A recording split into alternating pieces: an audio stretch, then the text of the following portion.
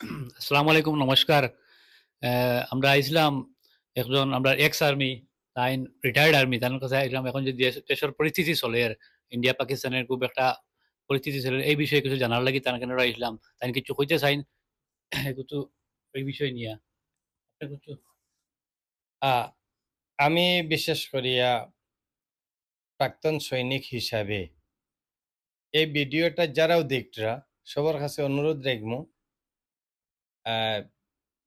ভারতবর্ষের অর্ধ সৈনিক বল বা সৈনিক বল যারা আছে, যেমন আর্মি, নেভি এবং এয়ারফোর্স, সিআরপি, সিআইএসএফ বা অন্যান্য যারা অর্ধ সৈনিক বল আছে, তারার যে মুভমেন্ট যেটা হয় বর্তমান পরিস্থিতির মধ্যে, আমি সবরে অনুরোধ রাখবো যে তারার মুভমেন্টের সময় যাতে কোনো ফটো উঠায় না এবং কোনো ভিডিও বানাইয়া সোশ্যাল মিডিয়ার মধ্যে দেয় না।